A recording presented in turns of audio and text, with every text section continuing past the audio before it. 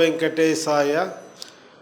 ఓం సంఘచ్చధ్వం సంవదధ్వం సంవో మనాంసి జానతాం దేవాభాగం యథా పూర్వే సంజానానన ఉపాసతే సమానం మంత్రం సమితి సమాని సమానం మనస్సహ చిత్తమేషాం సమానం మంత్రమభిమంత్ర ఏవః సమానేన హో హవిషాజుహోమి సమానీవ ఆకూతిః సమానా హృదయానివః సమానమస్తు ఓ మనో యథా వస్సు సహాసతి. ఓం శాంతి శాంతి శాంతి. మనం జూన్లో అన్నమయ్య జన్మ నక్షత్రం తిరునక్షత్రం రోజు హిందూ సమ్మేళనం నిర్వహించాం. ఆ రోజు దేశంలో నలుమూలల నుంచి ప్రముఖ సాధు సంతులందరూ పాల్గొని హిందువుల్లో విభిన్న శ్రవంతులు ఉన్నప్పటికీ కూడా మనం పరస్పరం గౌరవించుకుంటూ అన్ని శ్రవంతులు కలిపితేనే హిందూ మతం అని మనం ఒక తీర్మానం చేసుకోవడం కూడా జరిగింది. దాంట్లో కొనసాగింపుగా ఈరోజు 4వ సమావేశం సనాతన కహాలి అని ఈరోజు 4వ సమావేశంలో అంబికేశ చైతన్య స్వాములు వారు ప్రసంగించడానికి ఈరోజు సంతోషకరమైనటువంటి విషయం. కనుక హిందూ మతం అంటేనే విభిన్న శ్రవంతులు, ఒకే శ్రవంతని ఒకరొకరు గొడవ పడుతూ ఉంటే కుదరదు. కాబట్టి ఈరోజు రమణమూర్తి గారు ఆ రోజు వారి యొక్క ఆలోచనతోనే ఈ యొక్క విభిన్న శ్రవంతులు అనేటువంటిది ప్రారంభం కావడం అనేది హిందూ మతంలో ఉండేటువంటి అనైక్యత ఒక భావసారూప్యత వచ్చి ఒక భావసారూప్యత ఐక్యతంగా కొనసాగించుకోవడానికి ఇదొక మంచి మార్గం. ఆ రోజు చిన్నజీవర స్వామి ఆశ్రమంలో వైష్ణవ సాంప్రదాయం అయినప్పటికీ కూడా ఐందో భక్త కళా సమ్మేళనం అయినటువంటిది కూడా హిందూ మతం అంటే ఒకే కళ కాదు, విష్ణు పాటలే కాదు, శైవ పాటలు, సంకీర్తనలు అనేక రకాలు ఉన్నాయి. కాబట్టి ఎవరు ఏ సంకీర్తన బారినా ఐందో భక్తి కళా సమారోగ్యోద్యమ సంకీర్తన మండలి కూడా ప్రారంభించడం అనేటువంటిది జరిగింది. తాళ్ళపాక అన్నమాచార్యుల వారు కూడా అన్నమయ్య సంకీర్తనలో శైవమైన వైష్ణవమైన శాక్తేయము కపాలికము ఏదైనా ఒకటే అని ఆయన కూడా ప్రబోధించడం జరిగింది. అన్నమయ్య కళాక్షేత్రం ఈరోజు గ్రామీణ జీవన విధానంలో గ్రామాల్లో హిందూ ధర్మాన్ని కాపాడేది. వాళ్ళకి ఏమొచ్చినా ఏమి రాకపోయినా భజన, కోలాటము, చెక్క భజన, వీళ్ళే గ్రామాల్లో దేవాలయాలను పట్టుకొని హిందూ ధర్మాన్ని గ్రామస్థాయిలో కాపాడుతున్నారు. కనుక అన్నమయ్య కళాక్షేత్రం కూడా భగవంతుడి నామ సంకీర్తన ప్రచారం చేయడమే దీని యొక్క ప్రధానమైన లక్ష్యం. అది శైవమైన వైష్ణవమైన అమ్మవారి సంకీర్తనలైనా ఈరోజు దేవాలయాల్లో భజన చేసుకునే వాళ్ళను మేము వచ్చి ఉచితంగా భజన చేసుకుంటామంటే దేవాలయాల్లో వాళ్ళను భజన చేసుకొని ఇవ్వడం లేదు, అటువంటి పరిస్థితి ఉంది. కాబట్టి అన్ని దేవస్థానాల్లో కూడా గ్రామీణంలో ఉండే భజన బృందాలను సంఘటితం చేసి అన్ని దేవస్థానాల్లో అన్ని సాంప్రదాయాలను కలిపి భజనలు చేయించడం అనేటువంటిది జరుగుతుంది. అన్నమయ్య కళాక్షేత్ర పీఠం ఏదైతే అన్నమయ్య తను 95 ఏళ్ల వయసులో కూడా 90 సంవత్సరాలు జీవించాడు, 32,000 సంకీర్తనలు రాశాడు అన్నమయ్య తాళ్ళపాక అన్నమాచార్యులు. ఆయన ఆ స్థాయిలో ఉండి కూడా గ్రామాలకు వెళ్తూ కోలాటాలు అనేక రకాల జానపద సాహిత్యానికి భజనకు ఈ భగవంతుడు ఈ సంకీర్తనకు ఆదిగురువు అని తాళ్ళపాక అన్నమాచార్యులు చెప్పుకోవచ్చు. అన్నమాచార్యుల వారు వాళ్ళ మునిమనుడు హరినారాయణాచార్యులు నా దగ్గర కలిసినప్పుడు ఓ దస్తావేజులు చూపించాడు. తాళ్ళపాక అన్నమాచార్యులకు ఏదైతే రాజులు వజ్రాలు వైడూర్యాలు భూములు అన్నీ ఇచ్చారో అవన్నీ కూడా అన్నమాచార్యుల వారు తిరుమల తిరుపతి దేవస్థానానికి రాసిచ్చినటువంటి మహనీయుడు అన్నమాచార్యులు. వచ్చిందంతా భగవంతునికే సమర్పించాడు. అంతేకాకుండా రాజైనా బంటైనా సమానం అనేది మాటల్లో కాకుండా అన్నమయ్య ఆచరించి చూపాడు. ఒక రాజు వచ్చి హరి సంకీర్తన కాదయ్యా, నా సంకీర్తన చేయి, నువ్వు చాలా పాడుతున్నావు, నా గురించి ప్రచారం చేయన్నాడు.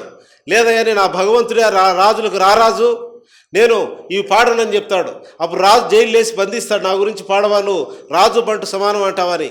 అన్నమయ్య ఆ జైల్లో నామ సంకీర్తన చేస్తే బేడీలు తెగిపోతాయి, రాజుకి చెప్తే వస్తాడు మళ్ళీ బేడీలు వేస్తాడు. నామ సంకీర్తన చేస్తే మళ్ళీ తెగిపోతాయి. ఇప్పుడు రాజు అన్నమయ్య కాళ్ళ మీద పడి తప్పు క్షమించి అంటాడు. అప్పుడు అన్నమయ్య ఆ రాజుకు జ్ఞానోదయం కలుగుతుంది. రాజైనా బంటైనా ఒకటే, నేను రాజు అంటే సేవ చేయాలని కానీ ప్రజలపైన పెత్తనం చెలాయించద్దనేది అతనికి కూడా అర్థమవుతుంది. అన్నమయ్య రాజైనా బంటైనా ఒక సత్యాన్ని ఒక రాజులకు కింద ఉండడం కాకుండా భగవంతుడి దగ్గర అందరూ సమానమని ఆచరణ చూపించినటువంటి వ్యక్తి తాళ్లపాక అన్నమాచార్యులు వారు. ఆయన గృహము కూల్చివేస్తే తిరుమల ఇది తెలుగు జాతికి అవమానం. పద కవిత పితామహుడు అంటారు అన్నమయ్యను. తిరుమల కొండ పైన అన్నమయ్య గృహము అన్నమయ్య విగ్రహాలు తొలగించడం అనేది అసలు తిరుపతి దేవస్థానంలో కొండపైన ఉన్న వాళ్ళందరూ ఏం చేస్తున్నారు? మొన్న కూడా టీటీడీ చైర్మన్ కలిశాను, బిఆర్ నాయుడు గారిని. కలిస్తే నాకు తెలియదు అన్నాడు. పక్క నుండి పిఏ వస్తున్నాడు, స్వామి అన్నమయ్య గృహం కూల్చేసింది వాస్తవమే, రికార్డులలో కూడా ఉంది, విగ్రహాలు కూడా తొలగించేశారు, ఇంకా తొలగిపోయిన దాని గురించి ఇప్పుడు ఎందుకు అన్నాడు. నీకు బుద్ధి ఉందా? ఏం మాట్లాడుతున్నావు నువ్వు? ఇదేనా నువ్వు నీలాంటి ఉండడం వల్లే దేవస్థానం పెట్టింది చెప్పాము అక్కడ ఆయనకు. వెంటనే వచ్చేసి సంతకం చేసి అక్కడ ఇవ్వడం జరిగింది. స్థానిక అధికారులు కూడా ఫోన్ చేశారు, ఇక్కడే కట్టాలన్నా ఇంకో చోట కట్టాలన్నా అనేది. ఈరోజు అన్నమయ్య ఉద్యమం ఇంత వెలుగులోకి వచ్చిందంటే దానికి జయభారతే కారణం. 11,50,000 సంతకాలు సేకరించి 3 నెలలు రథయాత్ర చేసి అన్నమయ్య గృహసాధన సమితి ఏర్పాటు చేసింది.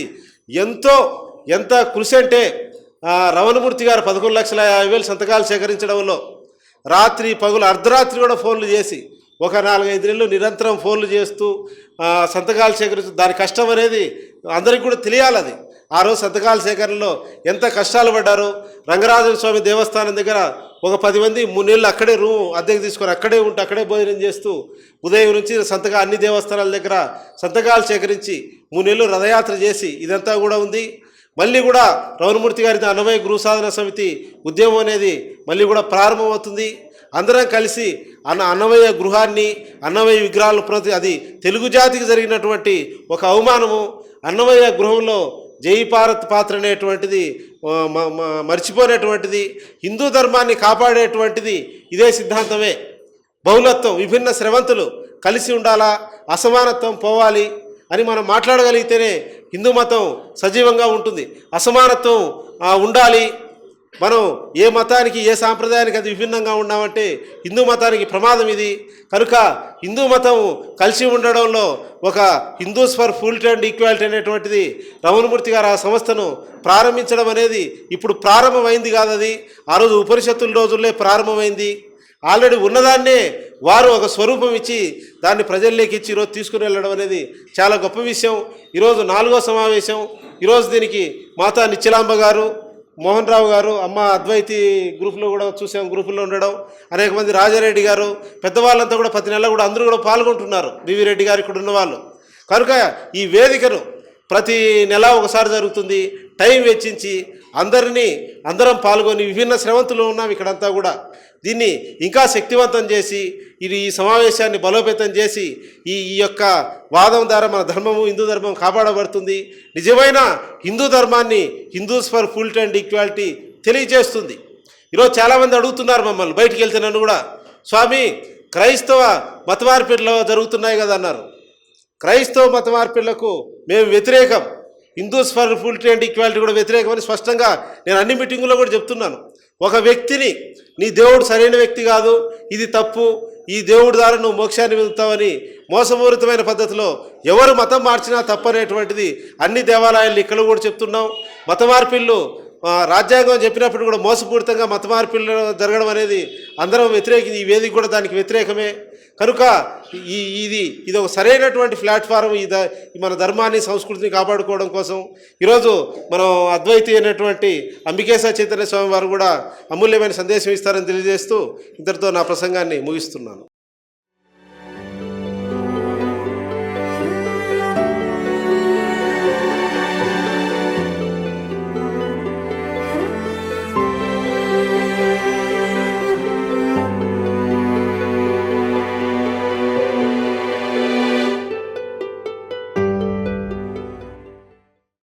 మీ ఆలోచనల్ని మరింత సంపద్వంతం చేయగల ఈ పుస్తకాల్ని మీరు చదివారా?